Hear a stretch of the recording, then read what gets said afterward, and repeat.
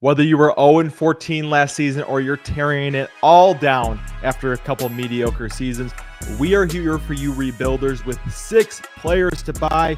For your rebuild, we have 2 quarterbacks, 3 wide receivers, and a tight end for you today. And Ty, you're going to start us off with a receiver that I don't think many would consider for this episode. So why don't you give us the reasoning behind DJ Moore? Yeah, I'll start off with the reasons why people probably wouldn't think of DJ Moore, and it is, in my opinion, solely based on the fact that he is 28 years old, right? When you're rebuilding, obviously you're going to want some youth. You want to play the long term, the longevity of a player.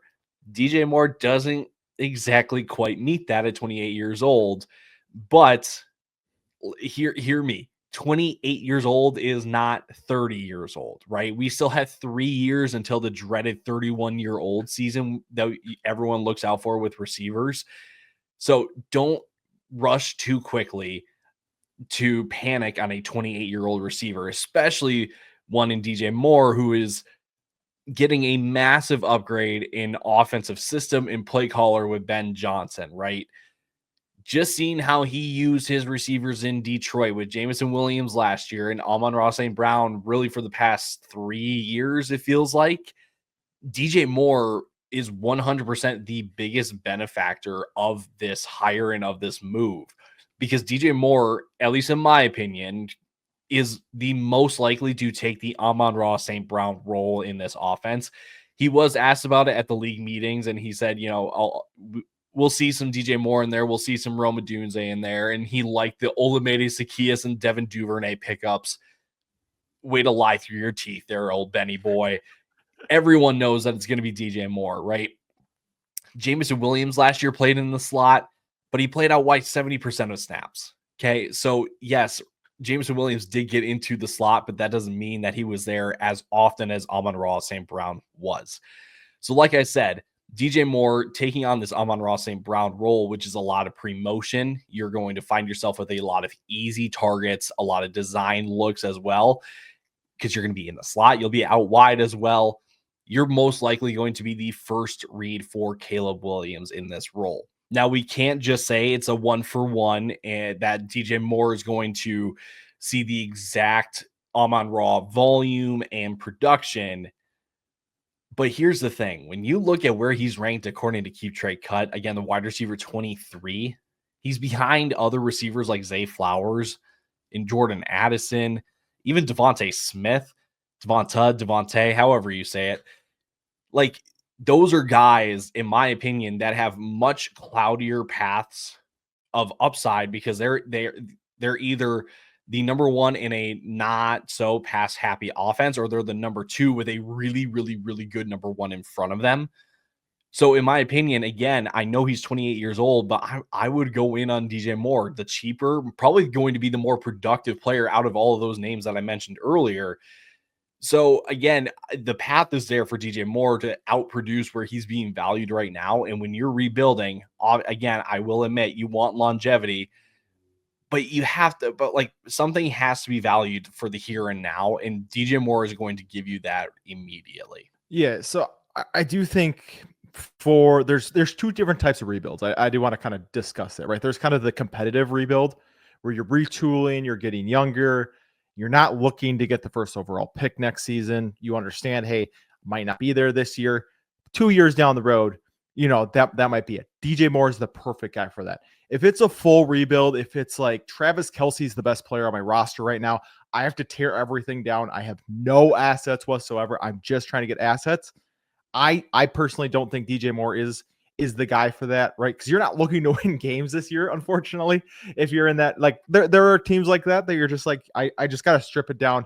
I have to get what I can because I just don't have anything. But if you're a team that's like, I got a bunch of older guys, I have a couple younger guys, a pick here or there, let me tear it down. But I kind of want to stay competitive. DJ Moore is perfect because, like you said, he's equivalent to, it's just off the screen in the Keep Trade Cup, but about a late first. And if you're looking at wide receivers in this draft, guys like Trey Harris are going to be in, Jaden Higgins are going to be in that conversation in single quarterback leagues. And, so I think DJ Moore, I would take him over that. It's like you said, more guaranteed. 96 and 98 receptions last 2 years in Chicago. He's an interesting player because we've seen him year one in Chicago with Justin Fields. It was 14.2 yards per reception, almost 1,400 yards.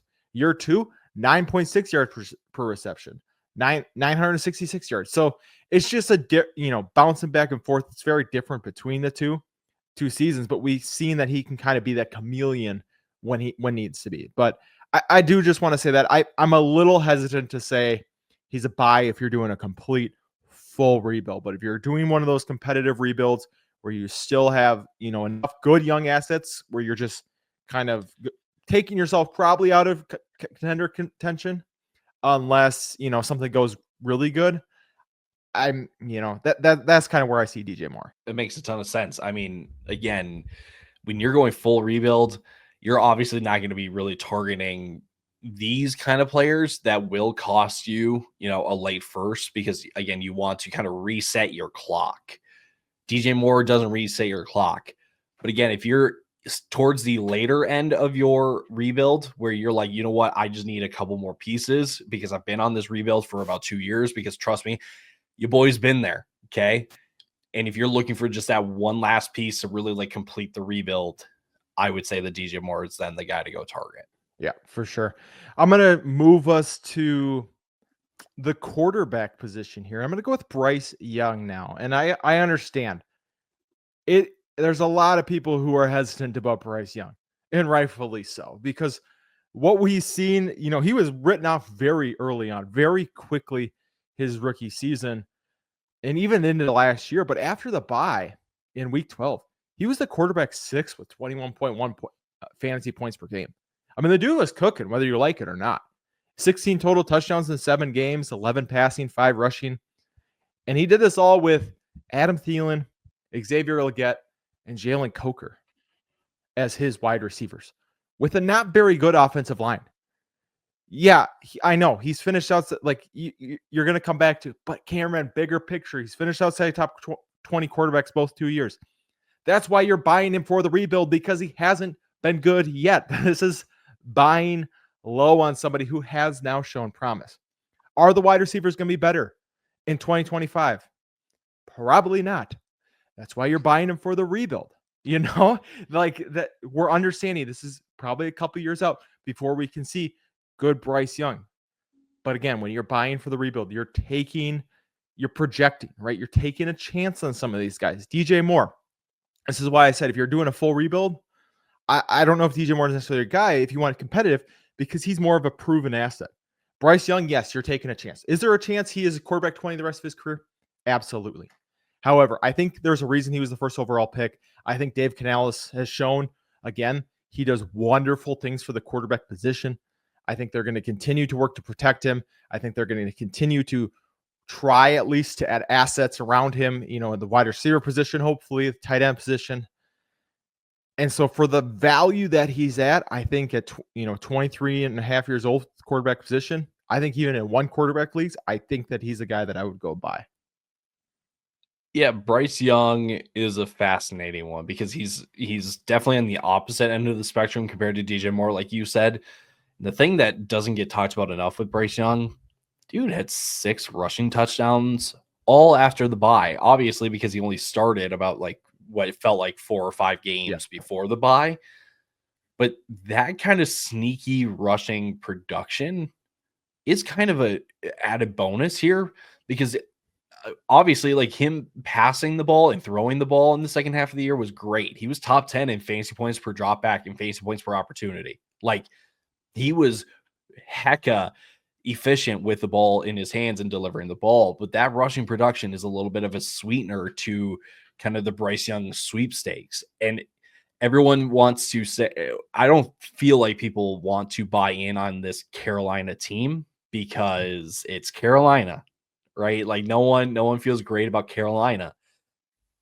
But we are within another year or two of Bryce Young getting another weapon in this offense, right? Adam Thielen's getting up there in age. I doubt that this team really, truly looks at Jalen Coker as one of their top 3 wideouts. So you're setting yourself up for another added weapon to this team, whether that be a veteran or a rookie, but that's only going to help Bryce Young out even more. So I completely agree with you. For a guy that is valued as low as he is right now, you should absolutely be targeting Bryce Young as an option. Yeah. And I mean, we have teams every year that turn around out of nowhere. 2 years ago, Houston with CJ Stroud. Last year, Washington with Jane Daniels. Obviously, they're coming in as rookies, but Bryce Young is still very unproven. This is a team, they get a weapon in the draft here. They protect him a little bit better in the draft here. All of a sudden, I'm not saying that they're going to be a playoff team, but what I am saying is we have teams who look like they're kind of dead in the water, all of a sudden really figure it out. And I think Dave Canales might be the guy to help Bryce Young do that. Before we get to your quarterback, Ty, we do want to let the people know we're less than 100 subscribers away from 3,000. We are right there, people. All you got to do, hit that like button, hit that subscribe button, turn on those notifications because Lucas is giving away 100 of his dollars when we hit 3,000. We'd like to do before the NFL draft, which is in just a couple weeks. So please help us out. But more than that, we do want you to be a part of the fellowship. We want you to be in our comments. We want to interact with you. We want you to, we make this content for you guys. So we want to be able to get it to you the best way that we know how. All right, Ty, like I said, you had another quarterback here. Again, another interesting one, right? You're taking a different approach, I feel, than I am to this rebuild. So it's an interesting dynamic. So why don't you give the people your explanation for Justin Fields? Yeah, Fields is really kind of the more towards the middle of the spectrum when it comes to like complete rebuild or towards the later half of your rebuild, because you can make a case for either way as to like which team you are and should you go in on Fields. I really don't care where you're at in your rebuild. I think Fields is another fine target to look at for your quarterback position, right? I said it with DJ Moore. Obviously, 28 years old is not the long-term kind of play. Fields isn't necessarily either, because he is really kind of on like a 2-year timeline. Because let's be honest, if things don't go well in New York, this man's not getting another starting job, right? But if it does pay off, he is then the franchise quarterback for the Jets. So there is some risk associated with that. And I say it's a 2-year deal, obviously, because that's what the terms of the deal were. But people thought that, it's essentially a 1-year deal. And it's really not, because if they release him after this year, they take on $22 million in dead cap. So Justin Fields is going to be on this team next year for sure. Regardless of how well or poorly his time in New York goes, that he's a fantasy producer, right? We've mentioned it on previous episodes in the last month or two. The dude just is a straight up machine in fantasy football. You just look at his time in Chicago and his short time at Pittsburgh when he was the starter there. The dude averages 19 fantasy points per game in his last 3 years. The dude just produces. And I know that last year we had a year where we had 5 or 6 quarterbacks with over 20 points per game, but 19 was still top 10. Okay. 19 fantasy points is not a shabby number at all. And you just look at super flex rankings. That's what you see on your screen there. He's a quarterback 25. Really? For a guy, again, I know that we're on a 2-year timeline with this guy, but for a guy that can give you top 10 upside, to get him as a quarterback 25 outside of the top 24 quarterbacks in super flex leagues, right? Or in 2 QB leagues. Again, I know we want longevity, but something has to be said for the here and now. And Justin Fields gives you the best opportunity to, climb back up the standings in your leagues, because he's that kind of player. Yeah, it comes down to, are you willing to bet on the talent of Justin Fields at 26 years old? Because if you are, you're getting a guy who's outside the quarterback 2 range for an early second, who, if he pans out, like you said, has multiple years where he's going to be probably a top 10 quarterback in fantasy, production because of his rushing ability. We've seen, I mean, he's had, did he hit 1,000 rushing yards in a season with Chicago? I think he did, right? Or he was at least right there. I'll let you fact check me on that. But he is a guy who can move. And that's what you need. And what it really comes down to for me, and like we're talking, like as you said, super flex leagues right here. Jackson Dart or Justin Fields. Who do you want to take the bet on? And that's where it should be Justin Fields. And that's where I'm at as well, because I think both are probably going to be on similar timelines. Maybe Jackson Dart gets an extra year, but at least with Fields, you're getting 2 years of production. Single quarterback leagues. If you're sitting in a single quarterback league and you got a guy like Patrick Mahomes, ship off Patrick Mahomes. I know it's been down years, but you got the name value still. And you bring in Justin Fields and you fill out pieces elsewhere, whether it's with picks, young players. So I would agree. I do really like Justin Fields for that. But a trade for Fields would not be for everyone. Right? A trade for Fields is a bet on Fields. If you don't want to bet on Fields, then don't make the trade, because then you're going to feel silly if he's benched in 2 years, right? If you believe Bryce Young. Yes, 100%. But if you like believe that Justin Fields is going to figure out, I think he's he can be a good NFL quarterback. He can be around for 4 or 5 years at least. Then go make that trade. I think he can. Obviously, New York Jets, probably not the organization that you want to bet on necessarily for quarterbacks with their history, but I would agree. I do like Justin Fields.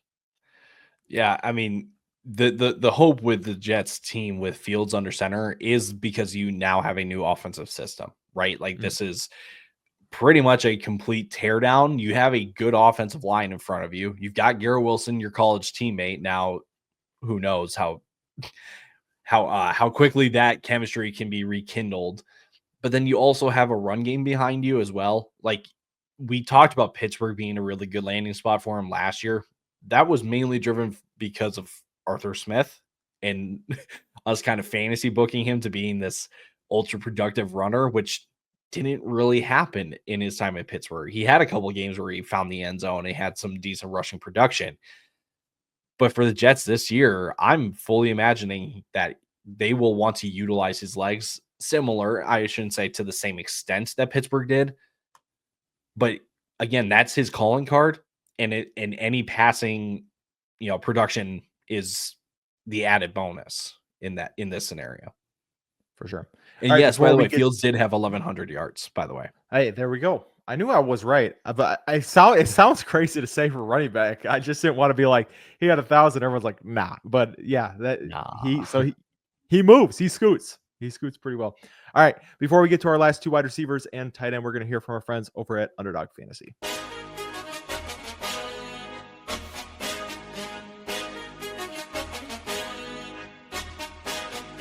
Today's podcast episode is brought to you by our friends over at Underdog Fantasy. Now, we love Underdog. It is the easiest place to play best ball formats, and they even have their own form of player props called Pick'em. You can make up to 20 times your money on a single night by correlating props together. 2 picks will triple your money, 3 will 6 times it, 4 will 10 times it, and 5 plays that all hit will multiply your entry by 20. You can even place insurance on your picks too, so if only 4 of your 5 props hit, you still get 10 times your entry. And if you use our code FELLAS when signing up, Underdog is going to double your first deposit up to $100.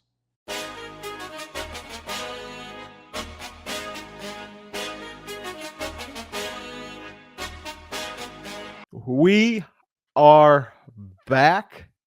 We're going to dive right in with our last 2 wide receivers and tight end. And Ty, I feel like we might be getting a little grosser. I feel like we might be getting some groans when we bring up a couple of these names.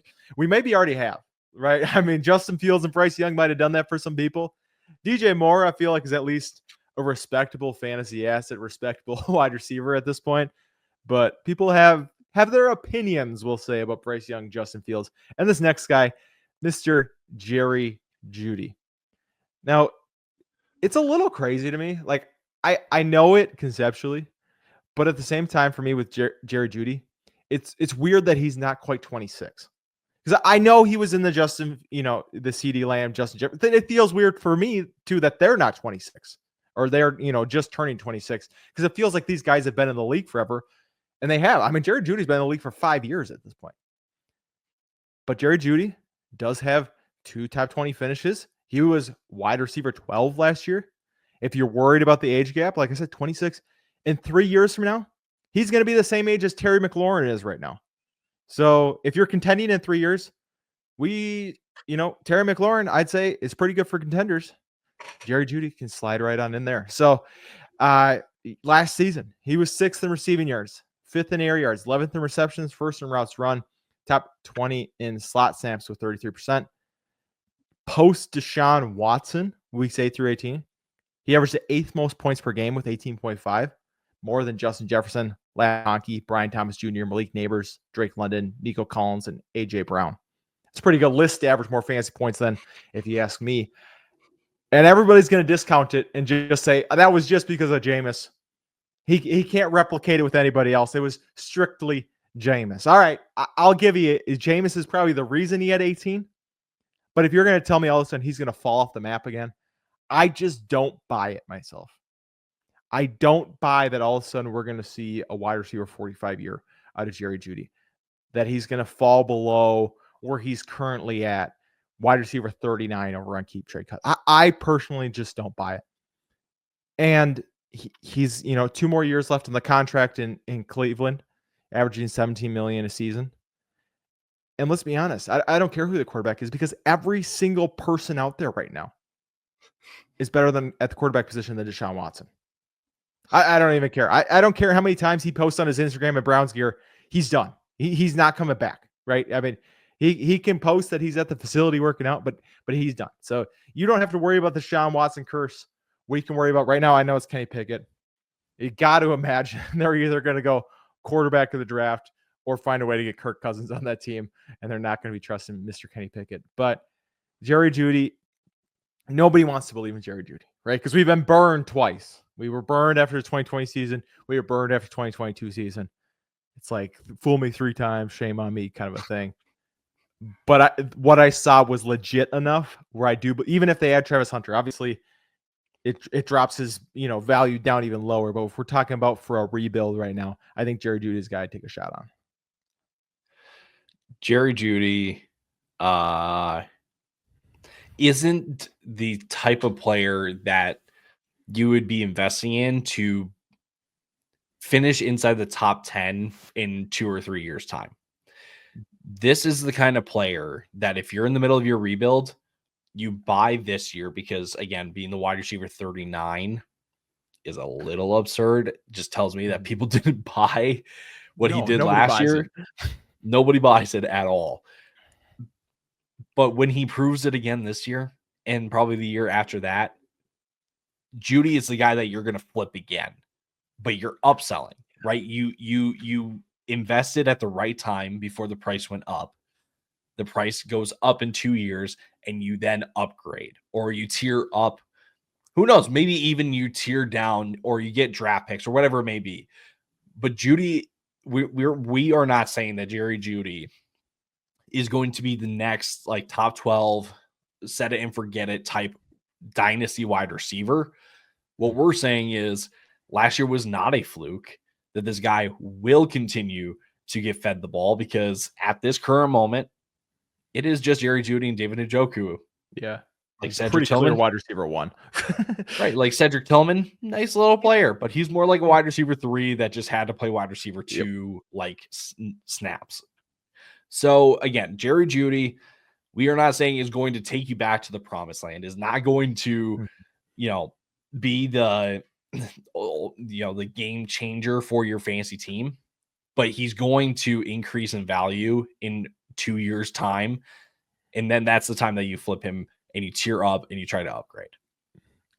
I do think that's an important distinction for pretty much all these guys that we're talking about, is we're not telling you to go buy these guys so that they turn into top 12 players, because the guys that truly have that upside, it's already priced in for them. Xavier Worthy has that type of upside if things work out there, but that's the reason he's wide receiver 21 right now. And if you're in a rebuild, you shouldn't be spending all your assets to go get a guy, right? You have to take chances on some of these players. Jerry Jeudy is a guy like that. But I just want to call out a couple of players ahead of him. Zay Flowers, wide receiver 22. He's only a year and a half younger than Jerry Jeudy is right now, and has never finished inside that top 20. Jamison Williams, wide receiver 28. He's only 2 years younger than Jerry Jeudy. Hasn't yet finished inside the top 20. George Pickens, he's only 2 years younger. Ricky Pearsall's only a year and a half younger and has not proven anything yet.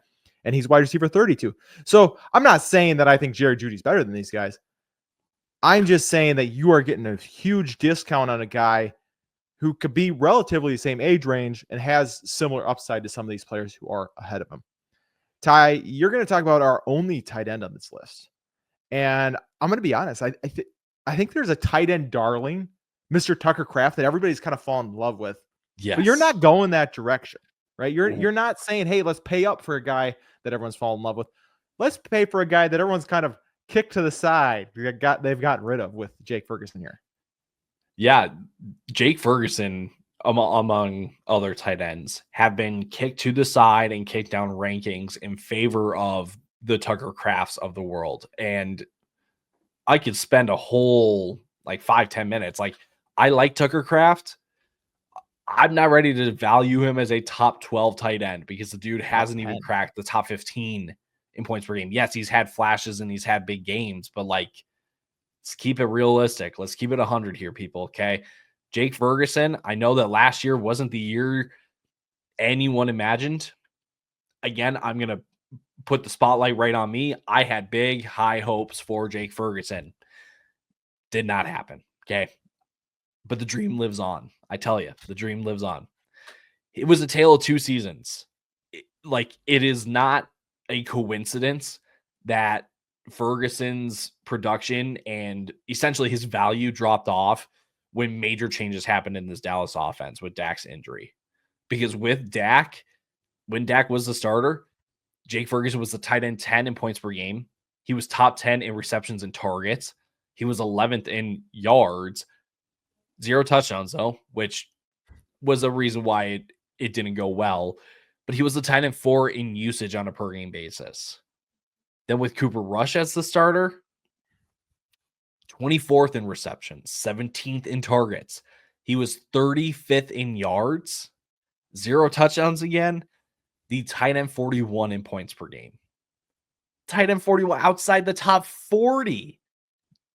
The tight end 26 in usage on a per game basis. So if those stats don't tell you that Dak being injured tanked his season, I don't know what else to tell you. It is pretty straightforward when you look at those stats. So moving forward, right? Because we will get Dak in week 1 this year. We get a 26-year-old Jake Ferguson going into a contract year in an offense with no one outside of CeeDee Lamb. All respect to Jalen Tolbert and Jonathan Mingo. Nice little players as well. But Jake Ferguson, again, finds himself as this number 2 option in this offense currently. And Jake Ferguson is ranked behind guys like Cade Otton, Jalen Milroe in Superflex leagues. And we're talking about draft picks like a late 26 second round pick, which is essentially an early 3rd round pick at that point, in a 2027 mid 2nd round pick. Ferguson is a massive bounce back candidate, and he's a screaming buy if you're a rebuild, because everyone's looking for the next tight end to take the step in production, the Tucker Krafts. They're looking for those tight ends. But don't let recency bias with Jake Ferguson get in the way on this one, because if there's anyone that's going to bounce back and is really going to outproduce where he's being valued right now, it's Jake Ferguson. For sure. I'll start with both sides. I'll start with the good, and then I do have a question for you. So if you're going, he should have been able to perform better than wide receiver, your tight end 26 in usage, tight end 41 in points per game with Cooper Rush. Even CeeDee Lamb was the wide receiver 15 in points per game with Cooper Rush, tied with Adam Thielen, right? So it's not like CeeDee Lamb was still lighting it up. The whole offense really struggled from week 10 on with Cooper Rush at the quarterback position. Now, my question is, this is the last season of Jake Ferguson's contract. What is the worry for me is that he's the next Dalton Schultz. What do you have to say to those concerns about Jake Ferguson kind of them letting him walk and him going to find a spot where he's, as Dalton Schultz is right now on the Texans? I don't think it's necessarily the worst thing in the world. Obviously, Dalton Schultz's time in Houston, at least last year, was brutal, right? But Dalton Schultz still had a good year in Houston before this past season. So I'm not going to be so quick to say that a change in scenery is the worst thing for Jake Ferguson. But you run the risk, no matter who the player is, when they change teams, that the production just falls off because whatever the reason may be, right? I will say the Cowboys, and when I say the Cowboys, I mean Stephen Jones. I wish Jerry Jones had said this, but Stephen Jones came out and said, like, they want Jake Ferguson, and they were also talking about Deron Bland. They want those guys back. Right now, ultimately, why Dalton Schultz left was because he wanted more money than what Dallas was willing to give him. So that's kind of the game that we're playing here with Ferguson in this new in a potential new contract. But if the team wants him around, I got a feeling that Ferguson is going to stick around for a while here in Dallas. This may be, for some of you, the biggest groan that you're going to let out all day. For others of you, you still believe, right? Obviously, I still believe in AD Mitchell, but some of you are you kidding me? What are you doing putting this guy out here? Well, AD Mitchell's 22 and a half years old, and this truly is a value play. He is the wide receiver 64 right now on Keep Trade Cup, behind guys like Cedric Tillman, nice little player that we talked about before. Christian Kirk, we love us some Christian Kirk, but Christian Kirk's 28 and a half years old, coming off a couple down seasons. Romeo Dobbs has never put it together. He's equivalent to a 2025 third-round pick. You probably spent an early second on him last year. Some people took him early first, or not early, late first in their draft last season. When you look at this Colts wide receiver room, I know as of right now, he's sitting as the wide receiver 4. Alec Pierce has 1 year left on his contract. Michael Pittman in 2026 is a $29 million cap hit, and he's only a $5 million dead cap hit if he is cut. With the way he played last season, gotta imagine he's gone. I gotta imagine they're not valuing him like a $30 million quarterback or wide receiver. Again, this is a 2 to 3 year play with AD Mitchell, because you're probably sitting here too. Anthony Richardson's the quarterback, Cameron. I can't trust Anthony Richardson. Well, in 2 years, next year, 2026, Anthony Richardson is either going to be much improved or they're going to have a different quarterback in town. Because if Anthony Richardson doesn't figure it out pretty quick this season, that he's got a short leash right now. Like, it's been very obvious with everything the Colts have done. Daniel Jones could be at a real early switch if we're seeing sub 50% completion percentage again from Anthony Richardson. And then last year for AD Mitchell, obviously, like I said, he was the wide receiver 4. It was a little disappointing. Only played 35% of snaps, but he was still top 30 in unrealized air yards. He was 106th in catchable targets. 106. His 44% catch rate was the lowest of every wide receiver with at least 50 targets. Meaning Anthony Richardson tried to find him a couple times, but was never close. It was never close. He was 21st in targets per route run. That's what you like to see. 16th in target rate at 27.1. Top 10 in ADOT. So they used him. When he was out there, he got to targets. But obviously, like I said, you're trading for a guy who's currently a wide receiver 4 that you're hoping by 2026 takes the jump to be this team's wide receiver 2 with a more competent wide receiver and a more pass heavy than what we saw last year offense. So that's really the argument for AD Mitchell, and you just don't have to give up much to get there. Look, I'm not going to lie. AD Mitchell and Josh Downs have been 2 of my favorite players that have come out of college through the draft.